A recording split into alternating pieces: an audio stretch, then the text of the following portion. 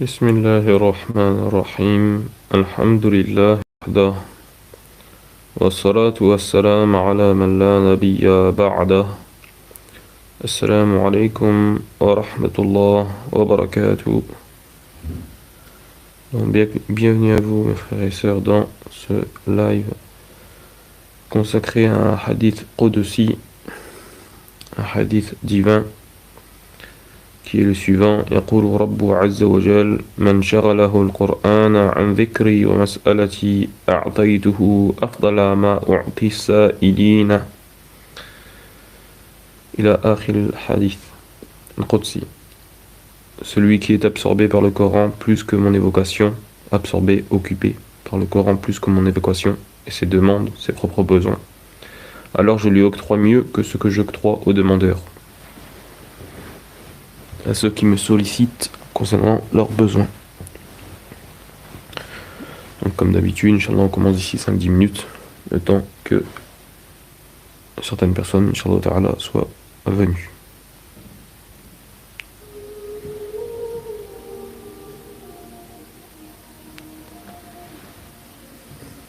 Donc, pour ceux qui sont là, si vous pouvez me confirmer que le son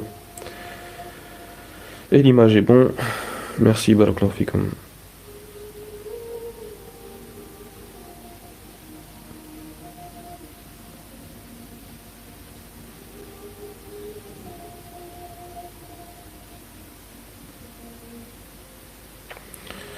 Alaykoum salam wa rahmatullahi wa barakatuh. Alhamdulillah, ça va, j'espère que tu vas bien aussi. Est-ce que le son c'est bon? Le son, il n'y a pas de souci.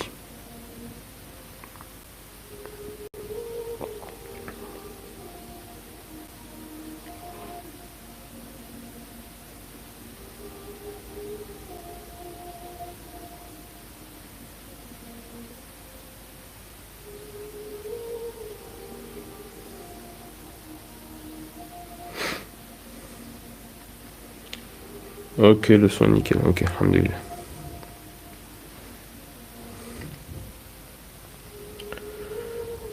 Donc, ça, pour ceux qui s'en souviendront, Inch'Allah Ta'ala, l'année dernière, je l'avais fait, cette vidéo, avec l'explication, qui est un très très beau hadith qudsi, et qui, Inch'Allah Ta'ala, laisse à réfléchir, à méditer, et Inch'Allah, on espère qu'Allah nous permettra de pratiquer ceci.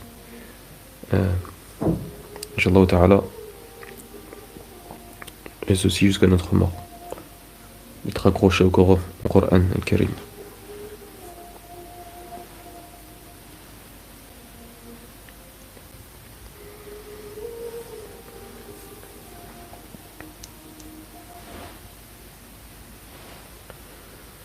Donc, Inch'Allah, ouais, je le dis maintenant aussi. Inch'Allah, une fois que j'ai fini ce live-là, il va pas durer très longtemps, Inch'Allah, je relance l'autre live sur justement ce que le prophète sallallahu alayhi wa sallam récitait avant de dormir comme sourate. Qu'est-ce qu'il récitait comme sourate avant de dormir? Non, pas hier soir. Pour moi, c'est passé Laylatul Qadr. Pour moi, c'était dans la nuit du 23. J'en suis sûr à 100% pour le moment, en tout cas. J'ai pas ressenti d'autres nuits avec autant de facilité, etc., etc., que dans la nuit du 23.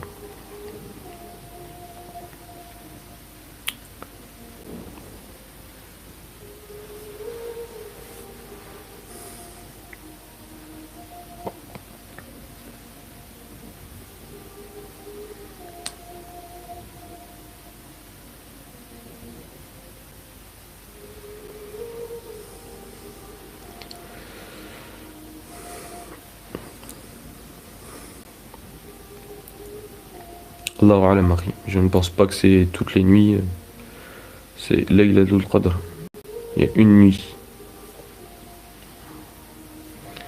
Et Wallahu Ta'ala A'lam.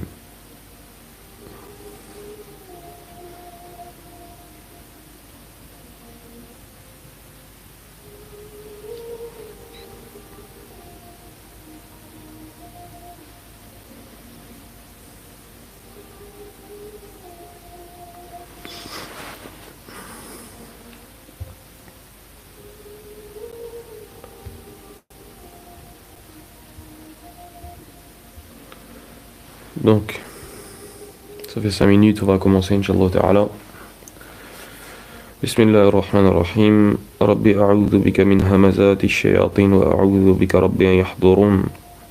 Rabbi shrah li sadri wa yassir li amri wa hlul 'uqdatan min lisani yafqahu qawli. Allahumma arina al-haqqa haqqan warzuqna ittiba'ah. Wa arina al-batila batilan warzuqna ijtinabah. اللهم رب جبرائيل وميكائيل وإسرافيل فاطر السماوات والأرض عالم الغيب والشهادة أنت تحكم بين عبادك فيما كانوا فيه يختلفون اهدنا لما اختلف فيه من الحق بإذنك إنك تهدي من تشاء إلى صراط مستقيم اللهم صل على محمد وعلى آل محمد كما صليت على إبراهيم وعلى آل إبراهيم وبارك على محمد وعلى آل محمد كما باركت على إبراهيم وعلى آل إبراهيم إنك حميد مجيد وبعد.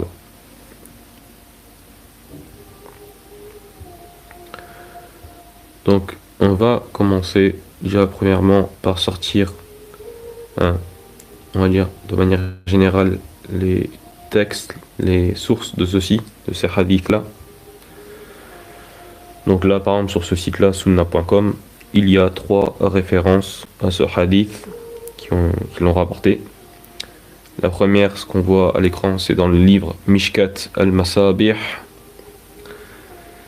Donc le hadith, c'est le suivant. وعن أبي سعيد قال قرأ عن أبي سعيد الخدري رضي الله عنه قال قرأ رسول الله صلى الله عليه وسلم يقول رب تبارك وتعالى من شغله القرآن عن ذكري ومسألتي أعطيته أفضل ما أعطي السائلين وفضل كلام الله على سائر الكلام كفضل الله على خلقه رواه الترمذي والدارمي والبيهقي في شعاب الإيمان وقال الترمذي هذا حديث حسن غريب وحكم المحدث الشيخ الألباني في هذه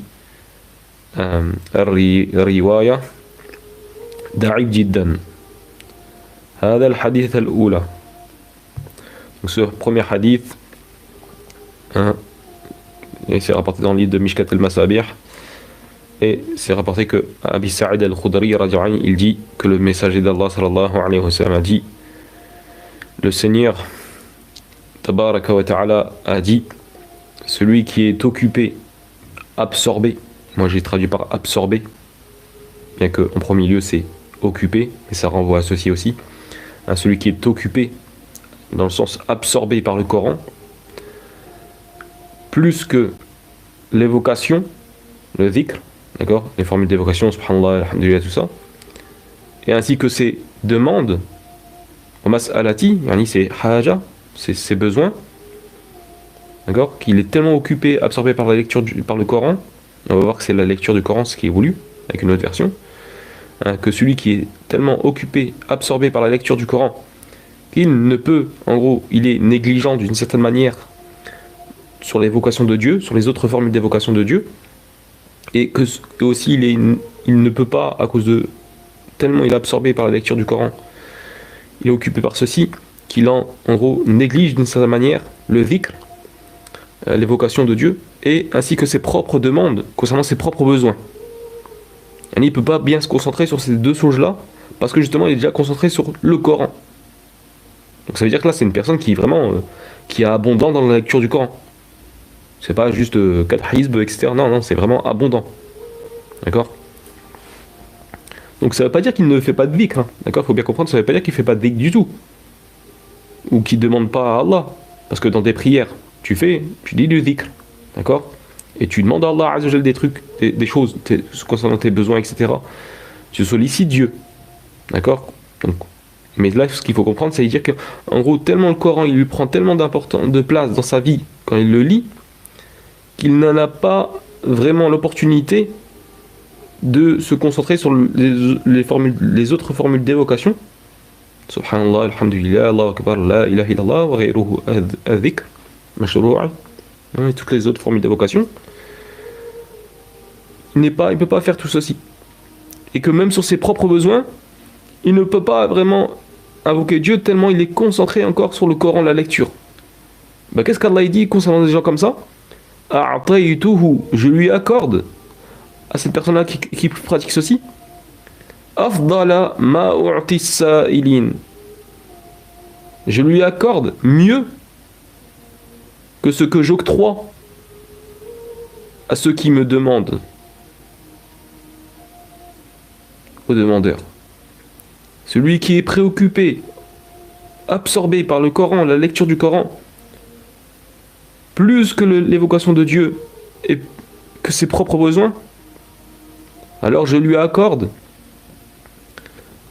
mieux, davantage, je lui accorde mieux que ce que j'octroie à ceux qui me demandent, aux demandeurs.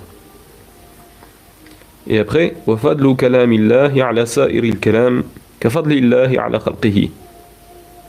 Et le mérite de la parole d'Allah sur l'ensemble des autres paroles, c'est comme le mérite d'Allah tabaraka wa ta'ala sur ses créatures. La yastawin, la yastaoun. Ils ne sont pas identiques. Donc ce hadith a été rapporté par l'imam Tirmidhi, par Ad-Darimi, par l'imam Al-Bayhaqi, fi Shu'ab al-Iman. Et Tirmidhi, il a dit que ce hadith était bon, singulier. Étrange, singulier. Shir al-Bani, lui, cette version-là, il a dit qu'elle était très faible. Da'if jiddan, très faible, cette version-là. Ensuite, autre source, justement, qui est dans Jami' al-Tirmidhi. حدثنا محمد بن إسماعيل قال حدثنا شهاب ابن عباد العبدي قال ثنا محمد بن الحسن بن أبي يزيد الهمداني عن عمرو بن قيس عن عطية العوفي عن أبي سعيد الخدري رضي الله عنه قال قال رسول الله صلى الله عليه وسلم يقول رب عز وجل من شغله القرآن عن ذكري ومسألتي أعطيته أفضل ما أعطي السائلين وفضل كلام الله على سائر الكلام كفضل الله على خلقه. هذا يقول ابن الترمذي هذا حديث حسن غريب. Donc là, pas besoin de la retraduire, c'est le même hadith, simplement c'est rapporté par Tirmidhi, cette version-là. Et là, dans les annotations, ils disent, c'est marqué en anglais, grade, c'est-à-dire degré du hadith, da'if, faible, d'accord. Ceux qui l'ont vérifié, ils ont dit que cette version-là, elle est faible aussi. Et enfin, Sunan ad-Darimi, أخبرنا إسماعيل ابن إبراهيم ترجماني حدثنا محمد بن الحسن الهمداني عن عمرو بن قيس عن عطية العوفي عن أبي سعيد الخدري رضي الله عنه قال قال رسول الله صلى الله عليه وسلم من شغله قراءة القرآن. زاد في هذه الرواية من شغله قراءة القرآن، هذا مقصود في الحديث السابقة، شغله بقراءة القرآن. من شغله قراءة القرآن عن مسألة وذكر أعطيته أفضل ثواب سائلين وفضل كلام الله على سائر الكلام كفضل الله على خلقه. Donc là c'est rapporté dans les Sunan de Ad-Darimi. Ce qu'il change c'est au début, et là il dit là directement c'est le prophète sallallahu alayhi wa sallam qui dit ceci, mais on l'a bien vu, c'est un hadith qudsi, un hadith divin, et dans lequel il est dit celui qui est occupé, absorbé par la lecture, qira'atul Qur'an, par la lecture du Coran. Là, c'est ça qui change, là, on s'est précisé. Ce qui est visé, c'est bien sûr la lecture du Coran. Celui qui est absorbé, préoccupé par la lecture du Coran, au point de ne pas pouvoir vraiment m'invoquer, me demander concernant ses propres besoins, et concernant l'évocation, ou les autres formules d'évocation qui sont en dehors du Coran, en rappelant que le Coran c'est le dhikr, c'est le ahsan dhikr, c'est le meilleur des dhikr, et on va le voir, c'est Inch'Allah Ta'ala. Si voilà, tellement la personne est absorbée par cette lecture du Coran, qu'il en est négligent concernant ses propres demandes, qu'il a besoin de ses propres besoins, et concernant le dhikr aussi, vu qu'il est tellement préoccupé qu'il ne peut pas faire bien ces choses-là.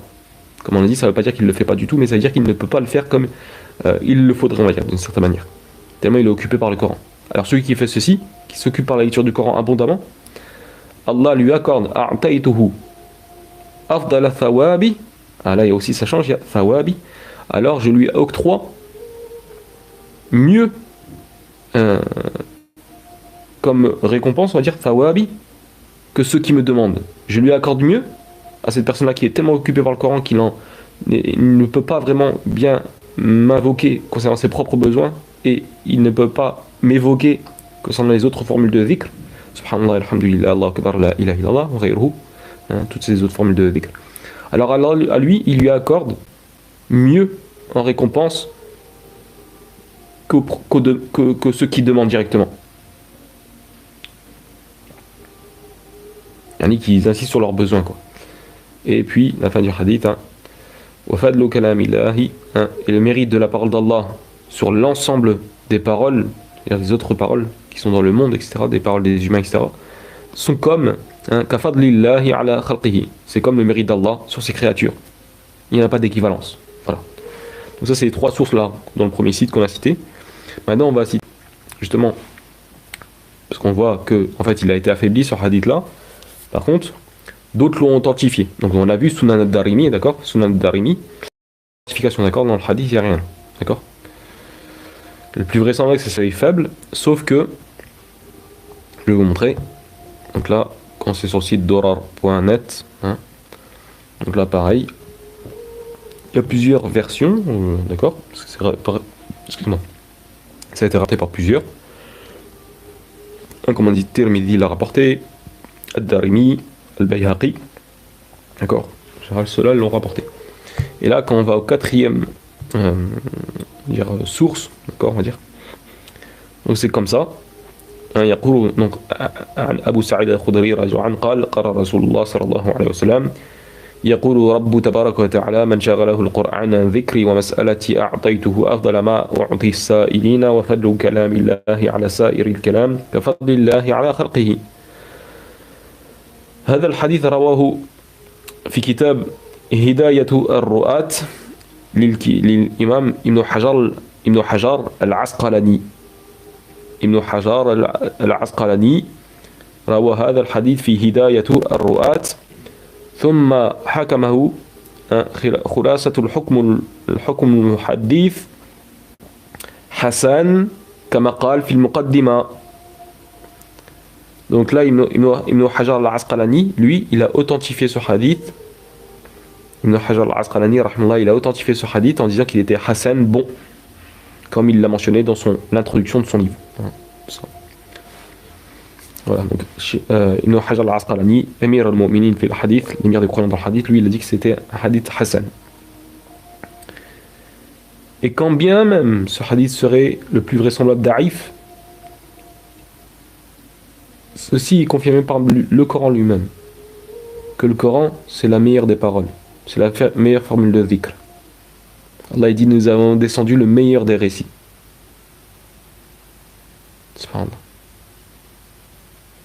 C'est le meilleur des rappels. Coran, c'est un Coran que nous avons fait descendre béni, qui est béni. Coran,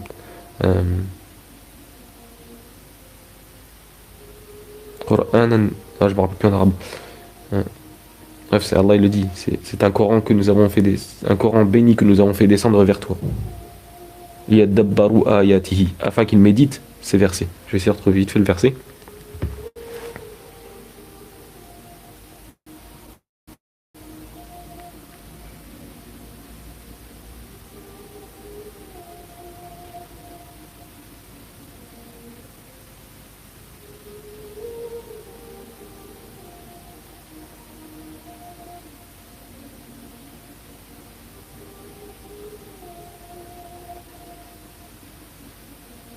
Voilà, c'est surat 38, surat Sad, verset 29, d'accord. Allah tabaraka wa ta'ala il dit, surat Sad, Kitabun anzalnahu ilayka mubarakun liyadabbaru ayatihi wa liyatadhakkara ulul albab. Verset 29 de surat 38, surat Sad, voici un livre béni que nous avons fait descendre vers toi, ya Nabi Allah, au prophète de Dieu, afin qu'ils, les gens qui l'écoutent, méditent sur ces versets et que les gens d'intelligence réfléchissent. Allah dit qu'il est Mubarak, ce livre-là. Donc, juste le Coran, il confirme ce hadith Qudsi, ce hadith divin. Il y a certains n'y verraient pas que cette chose-là. Allah il dit qu'il est béni. Et Allah tabaraka wa ta'ala, dans ce hadith Qudsi, il dit que celui qui est occupé, absorbé par la lecture du Coran, au point de, on va dire, négliger, de ne pas pouvoir vraiment faire les autres formules d'évocation, et de ne pas pouvoir vraiment m'invoquer comme il faut, etc. Alors à lui, tellement il est absorbé par le Coran, qu'il ne peut pas bien faire ces deux choses-là, le dhikr, les autres formules de dhikr, et me demander concernant ses propres besoins. Alors Allah lui accorde mieux, lui octroie mieux que ce qu'il octroie aux demandeurs. Puis le hadith à la fin il continue, et ça on va voir l'explication, parce que certains disent que est-ce que ça c'est la parole d'Allah ou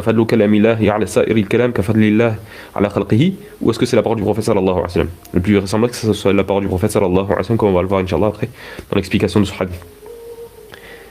Donc regardez, le fait que celui qui est absorbé, qui est préoccupé abondamment par la lecture du Coran, bien sûr, bien sûr avec méditation et réflexion dessus, d'accord, et qu'il œuvre dessus, il œuvre sur ce qui est dans le Coran. Et bien lui, cette personne-là, tellement il est occupé par le Coran, la lecture, il en néglige les autres formes d'évocation, il ne peut pas bien le faire en fait, le dhikr, et aussi ses demandes. Alors lui, tellement il est occupé par ce Coran, Allah, alors lui, il lui accorde mieux que ce qu'il accorde, il octroie mieux que ce qu'il octroie aux demandeurs. Et à la fin, et le mérite de la parole d'Allah sur l'ensemble du reste des paroles, peu importe les paroles des êtres humains, c'est comme le mérite d'Allah sur ses créatures. Il n'y a pas d'équivalent. Donc la parole d'Allah Azza wa Jal n'a pas d'équivalent. N'a pas d'équivalent. La parole d'Allah Azza wa Jal n'a pas d'équivalent. On va le voir, il y a des hadiths qui montrent ceci. Que le Coran, le hadith, c'est la meilleure chose. C'est le meilleur dhikr. D'accord? Donc Allah il le dit bien. Kitabun anzalnahu ilayka mubarakun yadabbaru ayatihi wa liyatadhakkara ulul albab. Voici un livre béni. Allah il l'a béni ce livre. Et forcément celui qui va s'y accrocher, va le lire, etc., le mettre en pratique, il sera rajulun mubarak, sera un homme béni par Allah tabaraka wa ta'ala. Voici un livre que nous avons fait descendre vers toi, afin qu'il médite sur ces versets et que le doué d'intelligence réfléchisse. Al-Mouïn. On poursuit, Inch'Allah ta'ala.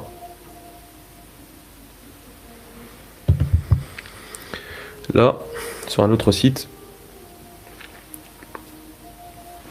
Donc là, c'est le site Islam Web, d'accord, qui explique en gros par rapport au hadith, etc. Donc on va pas tout lire, c'est pas le but en soi. Par exemple, là, il y a la parole de Ibn Taymiyyah, d'accord, celle-ci, d'accord. وجاء في مجموع الفتاوى لشيخ الإسلام ابن تيمية. Donc il est venu il est rapporté dans مجموع الفتاوى de Cheikh l'Islam Ibn Taymiyyah رحمه الله la chose suivante. الأصل الأولى أن جنس التلاوة القرآن أفضل من جنس الأذكار من جنس الأذكار. Il dit à la base, la première des choses, premièrement, c'est que la lecture du Coran, d'accord, est meilleure, la lecture du Coran, la récitation du Coran est meilleure que les formules d'évocation. D'accord? Je répète, il dit al-aslu al-awla, la première chose, il y en a qui est le meilleur de faire, c'est que la lecture du Coran, ce qui est mieux, c'est que la lecture du Coran est meilleure que les formules d'évocation. Subhanallah, que les autres formules d'évocation. Genre subhanallah, alhamdulillah, Allahu akbar, la ilaha illallah, etc. Comme de la même manière que l'évocation de Dieu est mieux que justement les invocations, que tu sollicites Dieu sur tes propres besoins. Vous voyez, il y a des degrés. Kama fil hadith alladhi fi sahih Muslim comme il a été mentionné, il cite la preuve de ceci, comme ce qui a été mentionné dans le Sahih, l'authentique de Muslim, عن النبي صلى الله عليه وسلم أنه قال أفضل الكلام بعد القرآن أفضل الكلام بعد القرآن أربع. Hein? Donc il rapporte ça du prophète sallallahu alayhi wa sallam. Donc la version de Muslim elle n'est pas comme ceci, elle ne dit pas le Coran, on va le voir après, ça c'est une autre version encore. Bref, en tout cas de ce que j'ai cherché. Donc là il est dit dans le hadith là que le prophète sallallahu alayhi wa sallam a dit les meilleures paroles après le Coran. Donc là les meilleures paroles après le Coran, c'est-à-dire que le Coran c'est le meilleur, mais après le Coran ce qui est meilleur, les paroles ils sont au nombre de 4. Wahuna min al-Qur'an, et ces 4 paroles là ils sont dans le Coran. Subhanallah, gloire et pureté à Dieu. Walhamdulillah, les louanges sont à Allah. Wa la ilaha illallah, il n'y a de divinité si ce n'est Allah, il y a une digne d'adoration si ce n'est Allah. Wallahu akbar, et Allah est le plus grand. D'accord. Donc là normalement ça, voilà, si vous pouvez revenir à la photo si ça vous intéresse. Inch'Allah. Ensuite, là justement, on va citer justement le hadith que Cheikh Islam Ibn Taymiyyah a cité. Donc là, ce hadith en fin de compte, il est rapporté par l'imam Ahmed, selon la version qu'il a rapporté Ibn Taymiyyah, en fait, c'est rapporté par l'imam Ahmed. Elle est bien rapportée dans Sahih Muslim, comme on va le voir après, mais ça commence pas comme ceci. Là, par exemple, la version de l'imam Ahmed, c'est celle-ci. Afdalul kalam ba'd al-Qur'an arba' wa hunna min al-Qur'an. Subhanallah, walhamdulillah, wa la ilaha illallah, wallahu akbar. La meilleure des paroles après le Coran, ils sont au nombre de 4. Et ces paroles-là sont dans le Coran. Se trouvent dans le Coran quand même. Subhanallah, alhamdulillah, la ilaha illallah, wallahu akbar. Et donc, Cheikh Islam Ibn Taymiyyah, lui, dans Majma' al-Fatawa, il l'a authentifié. Il a dit que c'était sahih.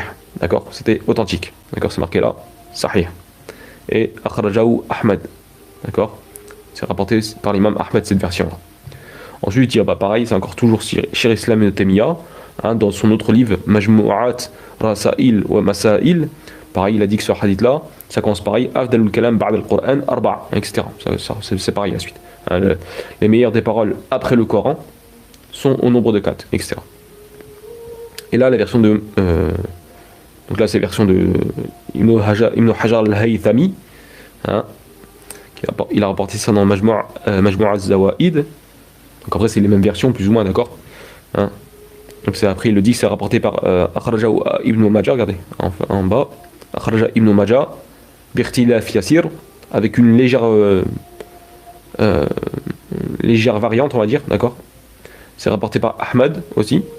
Et il dit que cette version-là, cette version-là du hadith qui est présent à l'écran, là, c'est celle de l'imam Ahmad, d'accord. Donc l'a rapporté Ibn Majah, Ahmad, d'accord. Et après, simplement, les autres savants, ils l'ont repris dans leur livre, d'accord, comme al-Haythami l'a rapporté dans son livre Majma' az-Zawaid. Donc la meilleure des paroles après le Coran, et ceci il se trouve dans le Coran, ces paroles, ils sont au nombre de 4. La yadurruka yatihinna badat subhanallah. Bon, bref, c'est un petit peu, ça change un tout petit peu au début, mais rien de spécial. Voilà. Et là, Ibn Hajar al-Haythami dit que, quand il a vérifié, lui dit rijalu sahih. Il dit que les hommes qui composent cette chaîne de transmission sont des hommes du sahih, yani sahih al-Bukhari, où il a authentifié. Et là, ce qui va nous intéresser, un savant qui, Shu'aib al-Arnaout, il dit justement, Afdalul kalam ba'da al-Qur'an, les meilleures des paroles après le Coran. Et il se trouve dans le Coran, ces paroles-là. Ils sont au nombre de 4. La yadurruka biyatihinna. En gros, peu importe quel sens que tu commences. En gros, subhanallah, alhamdulillah, d'accord, tu dis ceci dans l'ordre que tu veux. Donc, Shu'aib al-Arnaout, d'accord, c'est muhaddith, في هذه العصر رحمه الله تعالى. C'est un savant du hadith de notre époque, qui est mort il y a quelques années, plusieurs années en arrière déjà. Il a dit dans Takhrij al-Musnad al-Shu'aib, il dit خلاصة حكم المحدث إسناد صحيح إن كان هلال إنه يساف سمع إنه سمرا من سمرا D'accord? Là, Shu'aib al-Arnaout, rahimahullah ta'ala, il dit que ce hadith, la chaîne de transmission de ce hadith, la chaîne de transmission de ce hadith est authentique si, il y a si bien sûr, si il est confirmé que Hilal ibn Yasaf, ou Youssaf, a entendu de Samura ibn Jundub, le compagnon. D'accord? Donc il dit que c'est authentique. D'accord? Donc là, c'est confirmé bien que le hadith Qudsi, qu'on a vu juste avant, qui dit justement, Man shaghala bil-Qur'an an dhikrihi wa mas'alati ila akhir al-hadith, le plus vraisemblable que ce soit da'if, bien que Ibn Hajar al-Asqalani il a dit qu'il était Hassan, il a authentifié. Là, voilà, il y a des paroles qui viennent confirmer ceci, que le grand mérite du Coran, et que lui qui est tellement préoccupé par ceci, qu'il en néglige d'une certaine manière les autres formules d'évocation et ses propres besoins, qu'il ne sollicite pas Dieu comme il se doit d'une certaine manière, parce que tellement il est préoccupé par le Coran, alors Allah, il se charge de cette personne-là, dans le sens qu'Allah lui accorde mieux, il octroie mieux que ceux qui lui demandent directement, concernant leurs propres besoins. Allah, il lui donne mieux à cette personne-là qui est tellement préoccupée par le Coran qu'il en néglige ces deux choses-là, le dhikr et ses propres demandes, ses propres besoins, donc en invoquant Dieu. Alors Allah, à celui-là, il lui accorde mieux que ce qu'il octroie à ceux qui lui demandent. Subhanallah. Parce que la parole d'Allah, Azzawajal, hein, l'exemple de la parole d'Allah sur l'ensemble des autres paroles, c'est comme le fard, le mérite d'Allah sur l'ensemble des autres paroles, c'est comme le mérite d'Allah sur ses créatures. Là, ils ne sont pas équivalents. D'accord? Donc il le dit aussi, akhrajahu Muslim, donc le Muslim l'a rapporté, matoual, mais gros, un peu plus long, je crois, si je ne me trompe pas. Je sais plus c'est où. Non, c'est pas là. Voilà, après, d'accord, mais Muslim l'a rapporté, sauf que Muslim l'a rapporté sans dire au début, afdalul kalam, ba'd al-Qur'an. D'accord? Il dit pas ceci. Dans la version de Muslim, il n'y a pas marqué la meilleure des paroles, les meilleures des paroles après le Coran, c'est marqué directement Afdalul kalam arba' fi Sahih Muslim. D'accord? Dans Sahih Muslim, c'est dit les meilleures des paroles sont au nombre de 4. D'accord? Mais là, on a des sources qui te mentionnent clairement que les meilleures des paroles, il y en a après le Coran, donc ça veut dire que le Coran c'est le meilleur. D'accord? Alhamdulillah. Puis vient l'évocation, le dhikr. D'accord, l'évocation de Dieu. Et ensuite, la dua, comme Cheikh Islam de Temia l'a montré. On l'a montré là. Voilà. Hein. Voilà. Hein. Al-aslu al-awla anna jinsi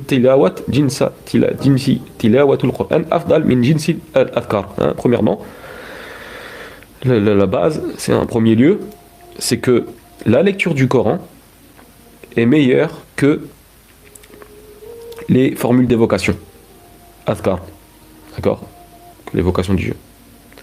Et de la même manière que le dhikr vient en second lieu est meilleur que ad-du'a, que l'invocation.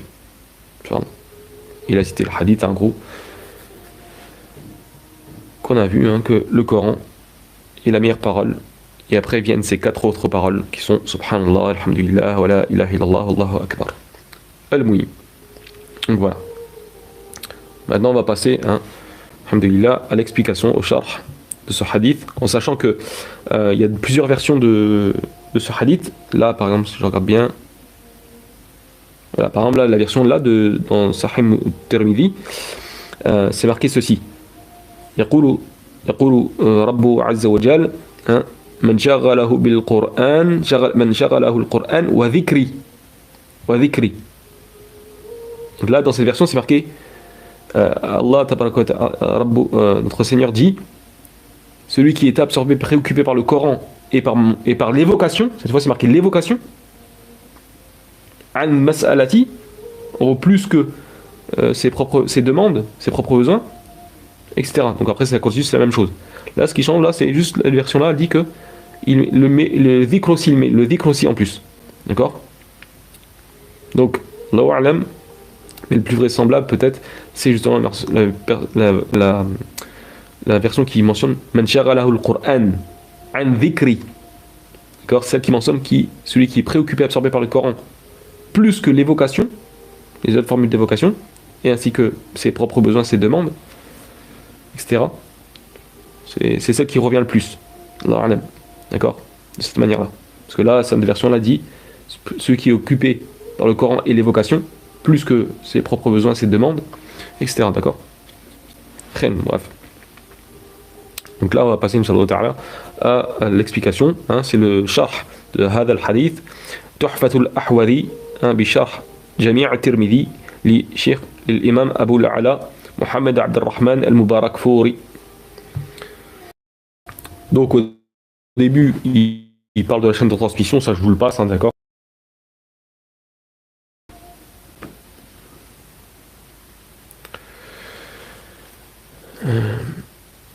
Parce qu'au début, il dit Haddathana Muhammad ibn Ismaïl.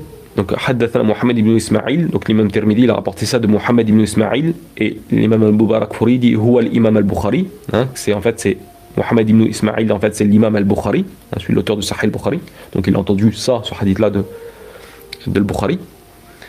Akhbarana Shihab ibn Abbad al-Abdi. Après, il dit c'est qui Abu Umar al-Koufi, Thiqat, min al-Ashira. Il s'appelait Abu Umar, hein, sa kunya c'est Abu Umar Al-Koufi, qui était de Koufa, hein, qui était digne de confiance, etc. Akhbarana Muhammad ibn al-Hassan ibn Yazid al-Hamdani. Bref, il se taire sur la chaîne de transmission là. Et puis après là c'est là qu'il dit Qawluhu Man shaghalahu al-Qur'an an dhikri wa mas'alati a'taytuhu afdala Ma u'ti sa'ilin. Alors vous voyez là, la version là, c'est marqué dans. Il n'y a pas marqué comme en bas, tout en bas. D'accord? Genre le Coran qui est occupé par le Coran et le dhikr. Non, là c'est marqué celui qui est occupé, préoccupé, qui est absorbé par le Coran, plus que l'évocation et ses propres demandes. D'accord? Voilà, bref.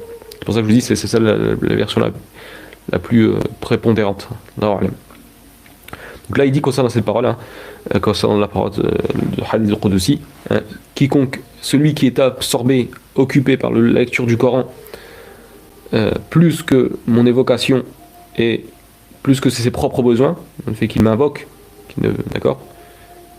Alors à lui, je lui accorde, alors à lui, je lui accorde mieux que ce que j'octroie aux demandeurs, à ceux qui me sollicitent directement pour leurs besoins. Et là, il explique ce que ça veut dire. Aïe, man ishtighala bi qira'ati al-Qur'an wa lam yafrughu ila dhikrin wa du'a'in a'ta'u Allah maqsudahu wa muradahu akthara wa ahsana mimma yu'ti alladhina yatlubuna hawa'ijahum. L'explication.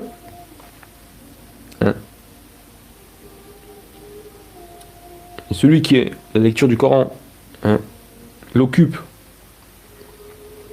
au point de ne pas pouvoir me mentionner correctement, de ne pas pouvoir faire les autres formules d'évocation et de ne pas pouvoir me demander concernant ses propres besoins. Il dit, donc je lui donnerai plus, hein, mieux que ce que je donne aux solliciteurs, d'accord, à ceux qui me demandent quoi. Concernant leurs propres besoins. Il dit, Imam al-Mubarak Fouri, il dit, cela signifie que celui qui se consacre à la lecture du Coran sans se consacrer, c'est-à-dire que ça veut dire que celui qui se consacre à la lecture du Coran,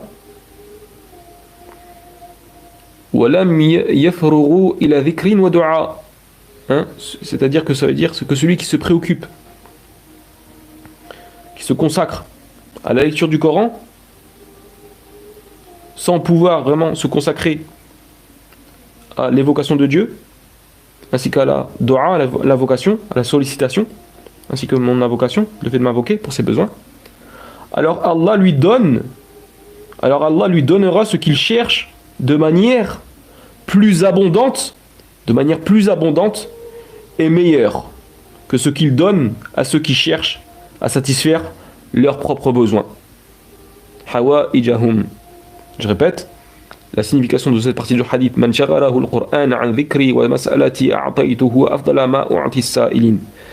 Celui qui est préoccupé, occupé, absorbé par le Coran, la lecture du Coran, plus que l'évocation et le fait qu'il m'invoque pour ses besoins, alors à lui je lui accorde mieux que ce que j'octroie à ceux qui me demandent. et concernant leurs besoins. Il dit, celui qui est préoccupé par la lecture du Coran, qui lit tellement le Coran en abondance, hein, il lit le Coran en abondance, alors celui qui est préoccupé de cette manière-là par le Coran, et qu'il ne peut pas se tourner, en gros, se consacrer, il ne peut pas mentionner Dieu, d'accord, les formes d'évocation, ni lui demander correctement, d'accord, concernant ses propres besoins, en l'invoquant, alors Allah, lui, lui accordera ce qu'il demande, ce qu'il désire plutôt, maqsoudahu wa muradahu, hein, d'accord, Allah, lui accordera ce qu'il cherche, d'accord, de manière plus abondante. A'ta'ullahu maqsoudahu wa muradahu. Allah lui accordera ce qu'il cherche, son but, hein, et ce qu'il recherche, d'accord, concernant ses propres besoins. Mieux, donc Allah lui accordera ce qu'il souhaite lui-même, mais vu qu'il ne peut pas bien invoquer Dieu, etc., pour ses propres besoins, etc., alors Allah lui accordera mieux, il lui accordera ce qu'il recherche,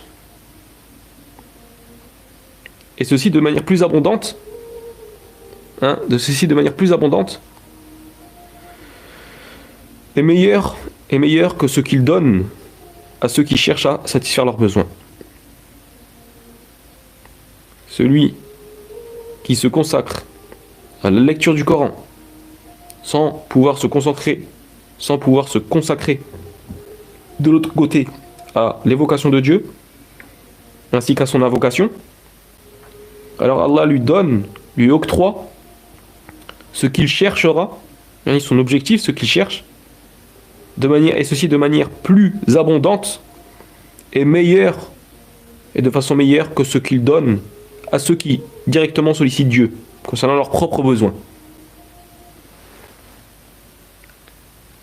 Pourquoi? Pour comprendre pourquoi Allah est fait. Pourquoi il fera ça, Allah tabaraka wa ta'ala? Parce que cette personne-là a mis ses propres besoins en dessous de la parole d'Allah.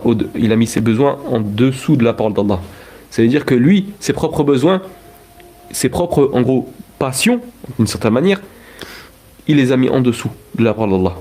Donc il a élevé la parole d'Allah Azza wa Jal.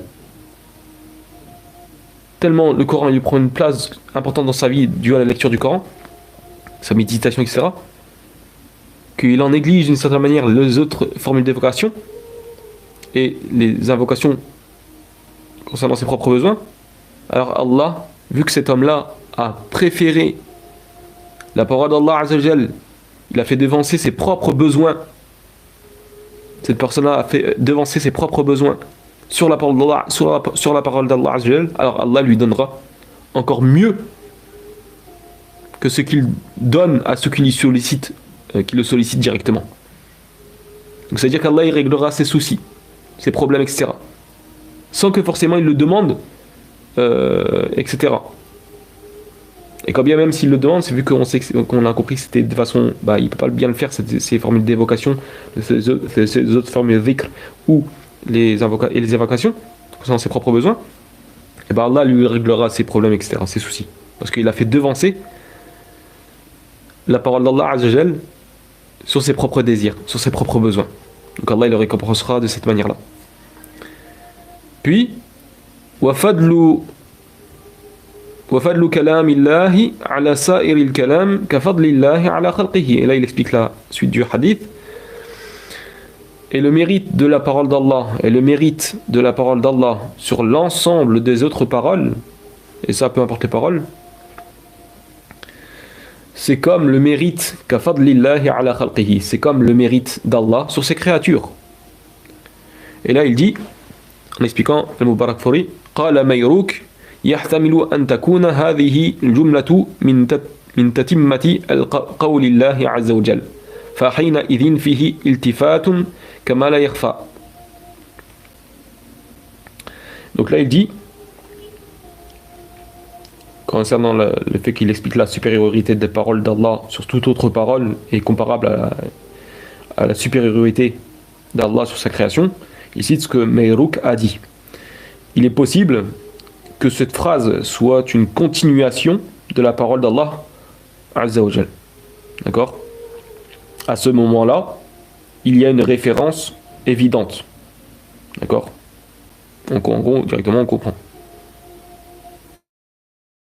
Donc soit cette parole-là, وَفَضْلُ كَلَامِ اللَّهِ عَلَى سَائِرِ الْكَلَامِ كَفَضْلِ اللَّهِ عَلَى خَلْقِهِ, euh, le mérite de la parole d'Allah sur l'ensemble des paroles, sur toute autre parole, c'est comme le mérite d'Allah sur ses créatures. Ça, Mayru qui dit soit cette parole-là, c'est simplement la continuité de ce hadith Qudusi qui est la parole d'Allah lui-même directement, d'accord? Donc il y a une continuité dedans. À ce moment-là, il y a une référence évidente à ceci, d'accord?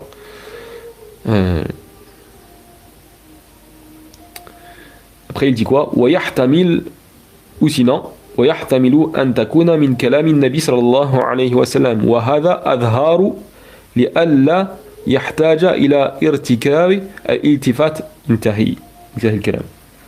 Donc Mayrouk, ah oui, à la fin oui. Parce qu'il dit que si on dit que cette parole-là vient d'Allah, il y a comme une comment, iltifat, comment on peut dire ça? J'arrive pas à trouver le mot. Pas une contradiction, mais c'est... je sais plus comment dire. J'arrive pas à trouver le mot, bref. Peut-être que vous aurez compris en tout cas, mais c'est bon. Donc là, il dit soit cette parole-là, c'est on dit que ça vient c'est la parole d'Allah Azzawajal, donc c'est une complétation dans ces paroles, mais qui, d'une certaine manière, pose un petit peu problème dans comment c'est fait, comment c'est dit, on va dire plus ou moins.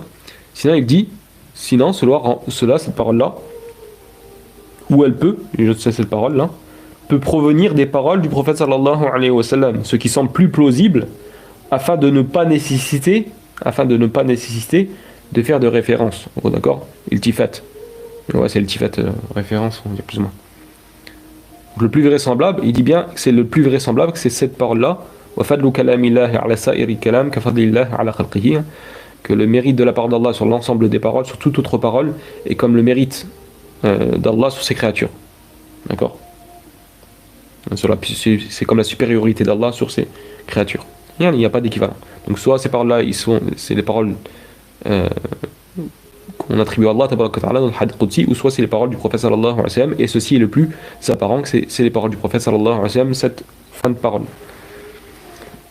Ensuite, donc la parole de Mayrouk elle est finie, intaha. Et après, وقال الشوكاني, donc le Mubarak Fori, il cite l'imam al-Shawkani fi tuhfatu al-dhakirin. D'accord? وقال الشوكاني في تحفة الذاكرين. Donc l'imam al-Shawkani a dit dans son livre تحفة الذاكرين هذه الكلمة لعلها خارجة مخرج تعليل لما تقدمها من أنه يعطي المشتغيل بالقرآن أفضل ما يعطي الله السائلين. Donc là, l'imam al-Shawkani, il dit, en expliquant cette parole sur hadith, le hadith de manière complète, cette parole peut être sortie du motif de ce qui précède, à savoir que celui qui se consacre à la récitation du Coran reçoit une récompense meilleure que celle accordée par Allah aux demandeurs, à ceux qui leur demandent leurs propres besoins concernant Allah. Donc ces personnes-là, que ceux qui se consacrent à la récitation du Coran, il reçoit une récompense meilleure que celle accordée par Allah aux demandeurs.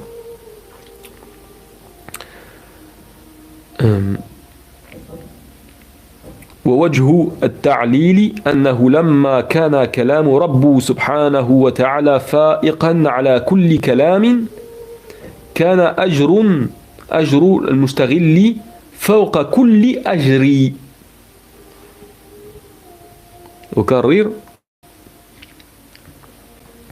ووجه التعليل أنه لما كان كلام رب سبحانه وتعالى فائقا على كل كلام كان أجر المشتغل فوق كل أجر.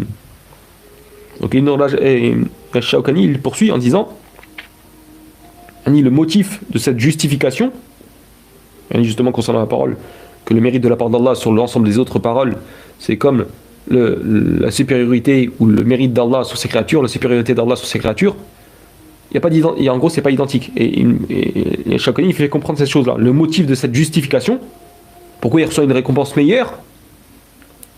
Celui qui est préoccupé par le Coran en abondance, qui lit le Coran en abondance, au point de négliger ces deux choses-là, le dhikr et ad-du'a, d'accord, et l'invocation, concernant ses propres besoins, fi hajatikum.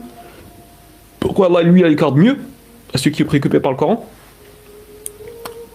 Donc la justification de ceci est que puisque la parole du Seigneur, tabaraka wa ta'ala, est supérieure à toute autre parole, la récompense de celui qui se consacre à sa récitation est donc supérieure à toute autre récompense. Je reprends.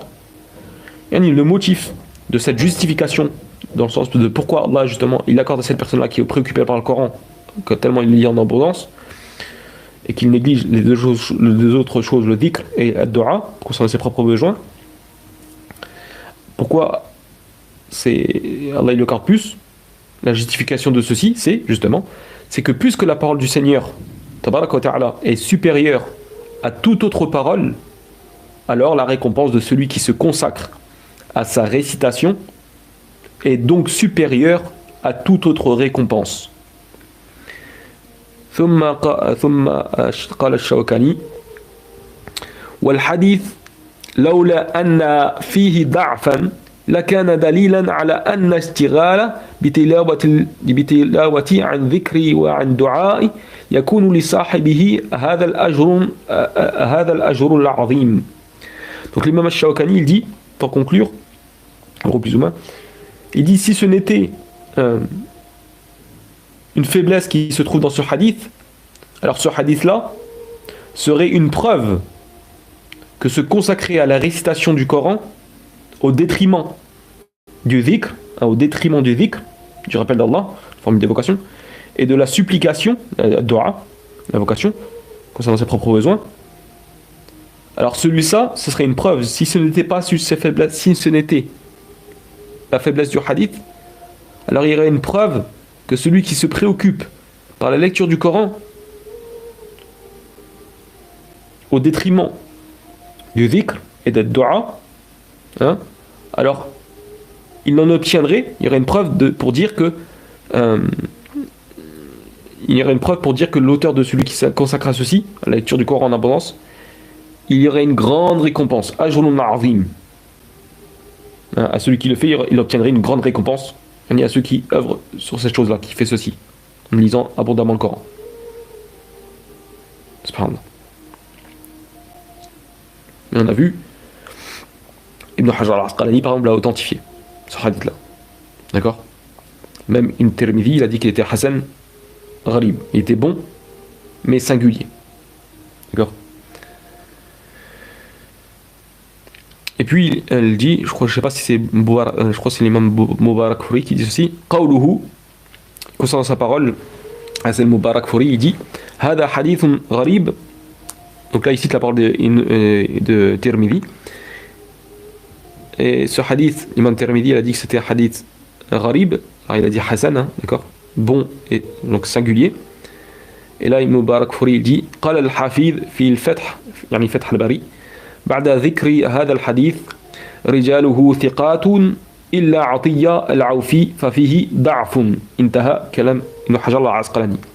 Donc là, Al-Mubarakfuri, il dit concernant la parole de Tirmidhi, concernant que ce hadith est un hadith singulier, d'accord, étrange de cette manière-là, bien qu'il soit bon, mais singulier de cette manière-là.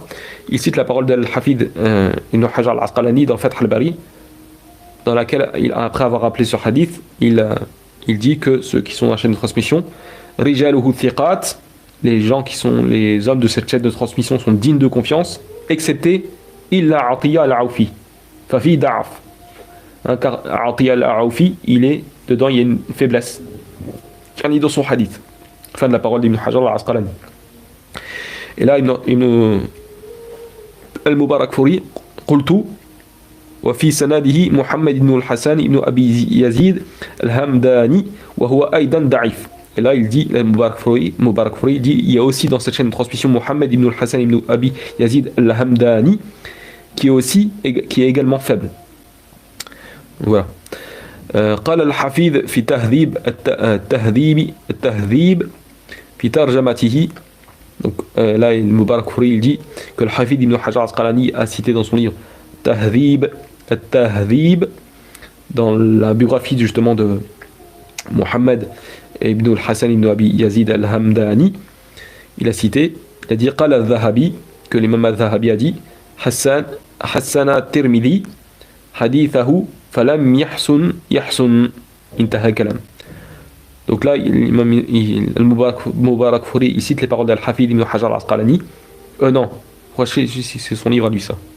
Ou Al-Hafid al-Mizi.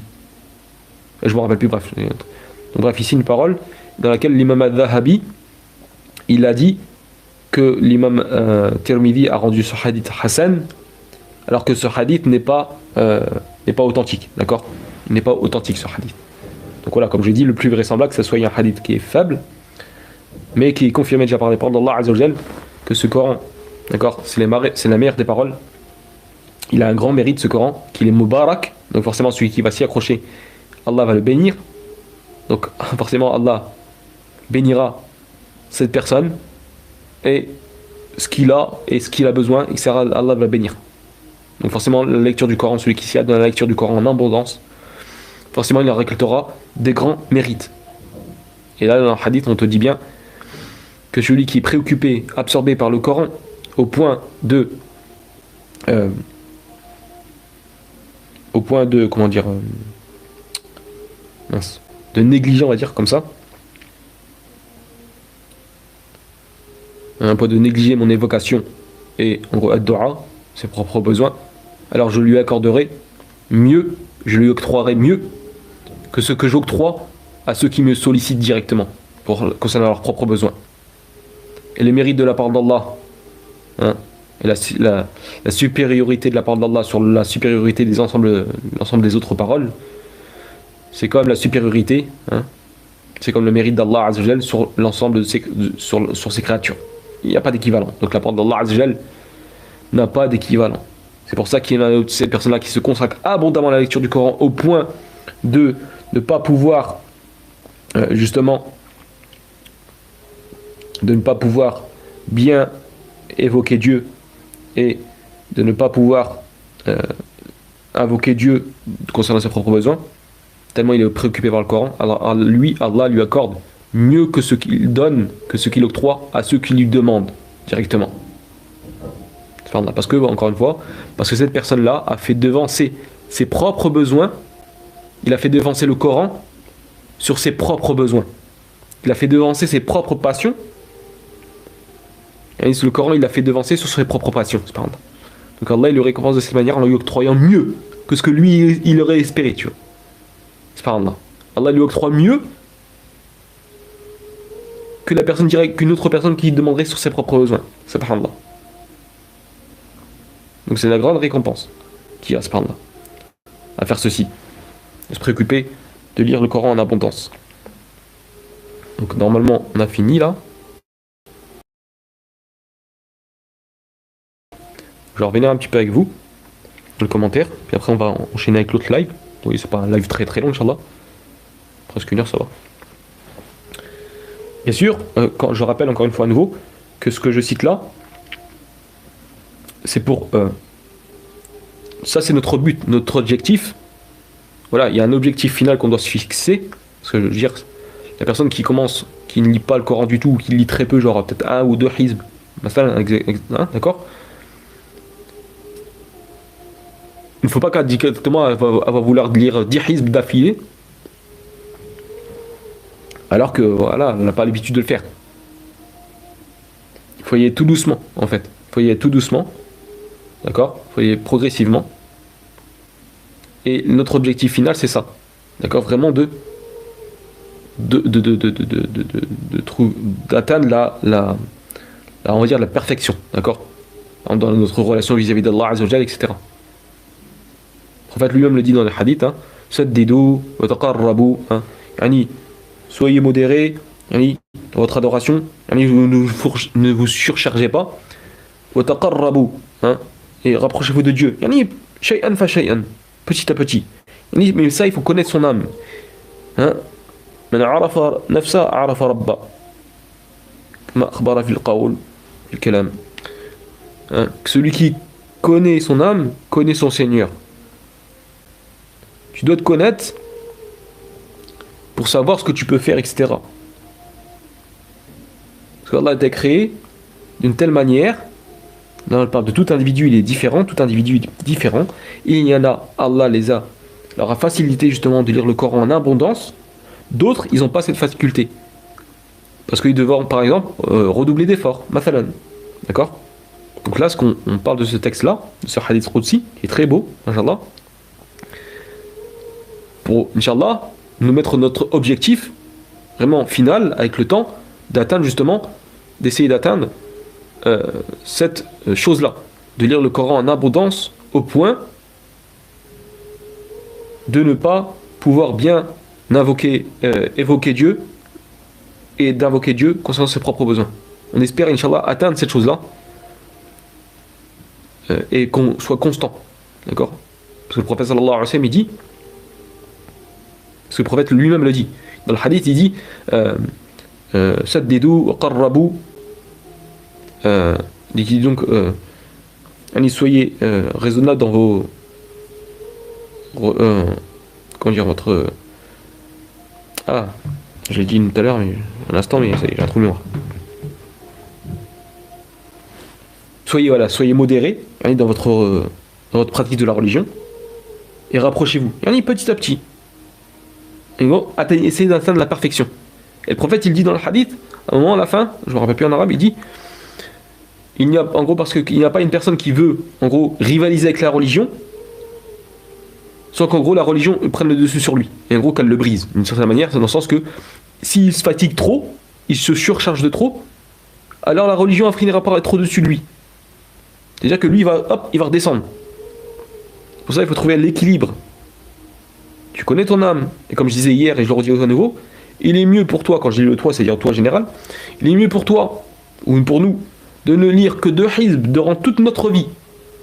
Mais au moins on a été constant. Chaque jour, on n'a pas négligé ces choses-là. Que de lire par exemple 10 hizb, genre pendant même 1 an, puis après tu les laisses tout ça. Et puis tu repasses, hop. Pourquoi? Parce que le prophète sallallahu alayhi wa sallam te dit Ahabbul a'mal ila Allah, donc les meilleures des actions auprès d'Allah, c'est celles qui perdurent. D'accord? Les meilleures actions auprès de Dieu, c'est celles qui perdurent. Walaw kana fil qalil. Même si elles sont peu. J'essaie de retrouver le hadith, Inch'Allah.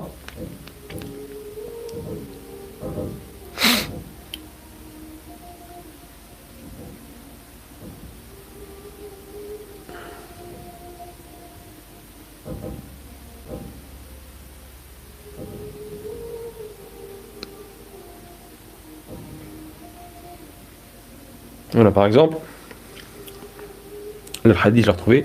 عن عائشة رضي الله عنها قالت كان لرسول الله صلى الله عليه وسلم حسيرا وكان يحجره من الليل فيصلي فيه فجعل الناس يصلون بصلاة ويبسطه بالنهار فثابوا ذات الليل فقال رسول الله صلى الله عليه وسلم يا أيها الناس عليكم من الأعمال ما تطيقون فإن الله لا يمل حتى تملوا وإن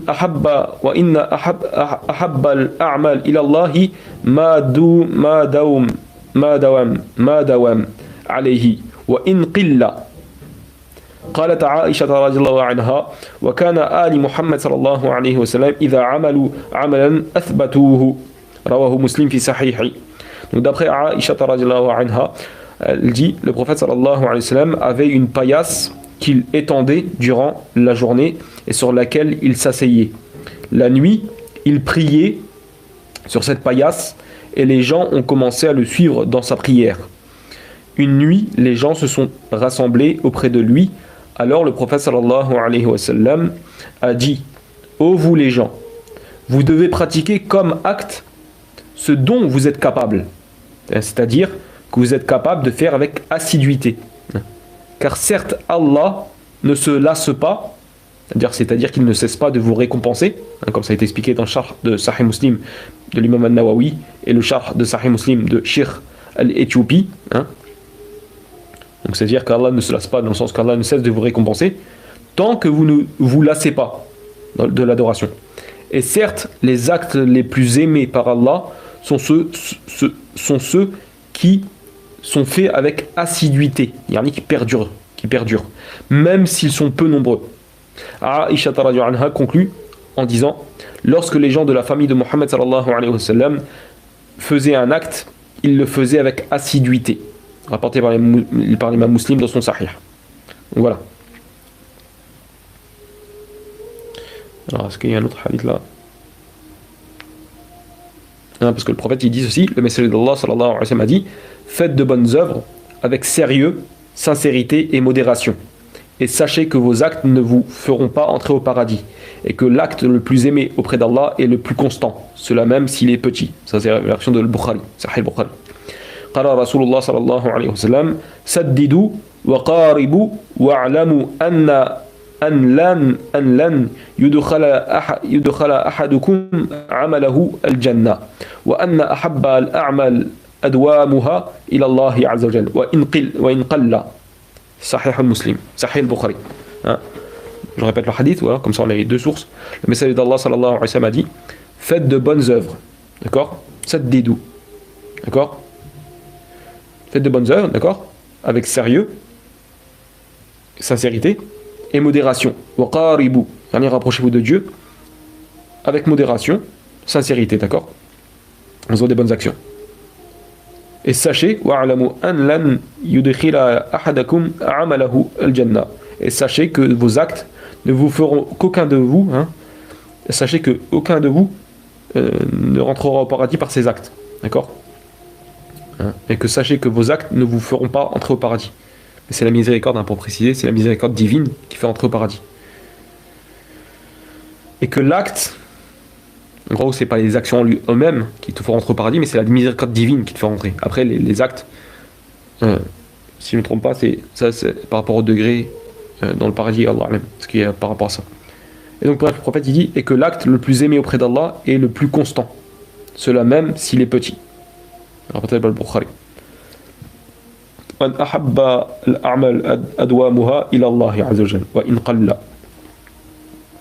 alhamdoulilah, comme ça, il y a les deux choses, etc. Donc il faut se connaître soi-même pour essayer justement d'arriver à cette perfection petit à petit. Et ça c'est raconté même des Sahaba. Par exemple, je crois que c'est le compagnon Abdullah ibn Amr ibn al-As, vu qu'il était, il faisait beaucoup d'actions durant sa jeunesse, quand il était plus en force, etc., qu'il raconte lui-même que quand il a vieilli, et bah, il a dit: si seulement j'aurais écouté le prophète sallallahu alayhi wa sallam, j'aurais aimé en gros prendre son conseil, parce que Abdullah ibn Amr ibn al-As, il demandait au prophète sallallahu alayhi wa sallam de pouvoir réciter le Coran abondamment. Au début, le prophète il dit en 40 jours, et le compagnon il dit: je peux faire plus. Il a dit en 30 jours, et le prophète le compagnon il a dit: je peux faire plus. Le prophète il a dit en 20 jours. Après, le compagnon a insisté, il a dit en 15 jours, le prophète. Après, il a encore insisté, il a dit en 10 jours. Après, il a insisté, il a dit en 7 jours. Et puis après, finalement, il a encore insisté. Le prophète, il a dit en 3 jours. Et pas plus que, ne va pas plus loin que ceci, car celui qui ne lit en moins de 3 jours ne le comprend pas. Et donc, le compagnon était connu pour faire beaucoup d'actions. D'accord? Dont la lecture du Coran. Et quand il est arrivé vers la fin de sa vie, quand il a vieilli, il s'est rendu compte qu'il aurait dû suivre la facilité que le prophète lui avait dit au début. En gros, de lire par exemple le Coran en 40 jours ou 30 jours, etc. D'accord? Parce qu'il le terminait. Vers la fin de sa vie, il s'est dit qu'à un moment il terminait, je crois que c'est tous les 7 jours, je crois qu'il le terminait, ou tous les 3 jours des fois. Et je crois vers la fin de sa vie, c'est soit à un moment il est terminé tous les 7 jours, je crois que c'est quelque chose. Bref, en tout cas, il avait réduit sa capacité de pouvoir faire des actions, justement parce que durant sa jeunesse, ça l'avait beaucoup épuisé, et du coup, bah, ça l'a impacté durant le restant de sa vie, sur sa vieillesse. Il a dit: si seulement j'aurais aimé prendre cette facilité que le prophète m'avait dit. Justement parce que le but c'est quoi? C'est la finalité. Subhanallah. Là une petite parenthèse, parce que j'ai vu un récit l'autre fois. Je crois que je l'ai. Je crois que je l'ai dans mon téléphone là. C'est une parole d'un salaf salih. Laissez-moi vite fait chercher.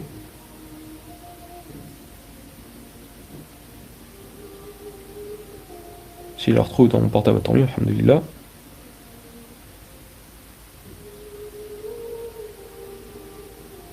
Je crois, ouais, elle est là. Ouais, c'est une parole de... Donc c'est... قال أبو بكر إن عياش رأيت أبا إسحاق السبيعي يبكي فقلت يا أبا إسحاق ما يبكيك قال ذهبت قوتي وذهبت صلاتي مني ما أستطيع أن أصلي قائما إلا بالبقرة وآل عمران يعني في صلاة قيام الليل هذا الأثر هذا القول أخرجه في الطبقات لابن حبان. Donc en français, Abu Bakr ibn Ayyash rahimahullah a dit: j'ai vu Abu Ishaq as-Sabi'i pleurer.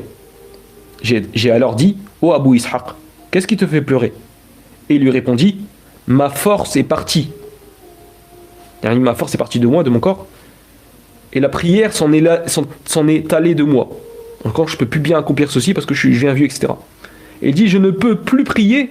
Alors ça, on va le comprendre de deux manières. Je ne peux plus prier debout, si ce n'est qu'avec Surat al-Baqarah et Surat Ali Imran. Donc durant sa vieillesse, voilà, il a faibli, comme toute personne qui faiblit, et là il pleurait.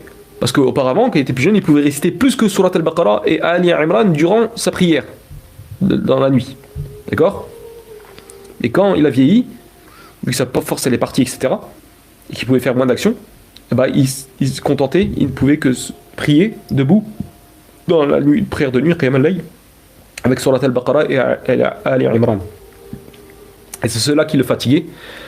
Alors, est-ce que durant sa jeunesse, ce tabi'in, ce laf salih, est-ce qu'il avait justement fait beaucoup d'actions et que ça avait après, par le temps, ça avait épuisé? Allahu a'lam. En tout cas, voilà, ce qui ressort, c'est que regardez, il pleurait parce qu'il pouvait rester que Surat al-Baqarah et Ali Imran. Encore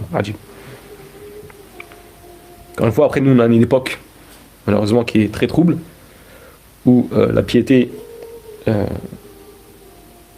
l'humilité dans la prière,